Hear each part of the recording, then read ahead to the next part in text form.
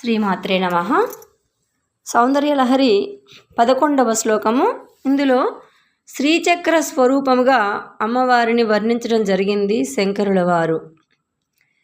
చతుర్భి శ్రీకంఠైః శివయువతిభిః పంచభిరపి ప్రభిన్నాభిః శంభోర్నవభిరపి మూల ప్రకృతిభిః చతుశ్చత్వారింశత్వసుదలకళాశ్రత్రివలయత్రిరేకాభిः సార్ధం తవ శరణకోణాః పరిణతాః.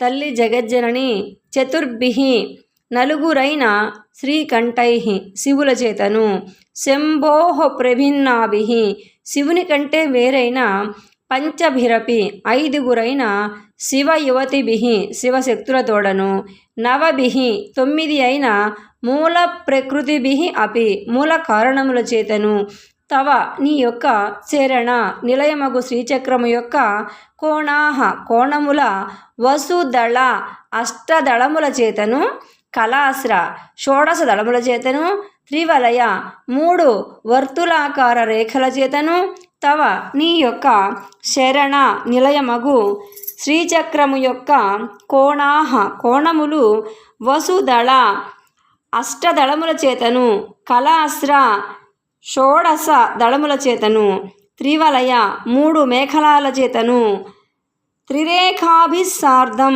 3 భూపురపు రేఖలతోడను, పరిణతాః పరిణామమును పొందినవై, చతుశ్చత్వారింశత్ 44 అవుచున్నవి.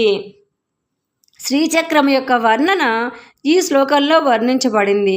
శ్రీకంఠుడైన ఈశ్వరుని యొక్క 4 కోణములు, జగన్మాత అయినటువంటి శక్తికి సంబంధించిన 5 కోణములు, శ్రీచక్ర నిర్మాణానికి సంబంధమైనటువంటి మూలమైనటువంటి నవధాతువులు, వసుదళములు, కళాశ్రము, త్రివలయము, త్రిరేఖలతో కూడినటువంటి 44 కోణముల రూపముగా ఏర్పడినదే శ్రీచక్రరాజము.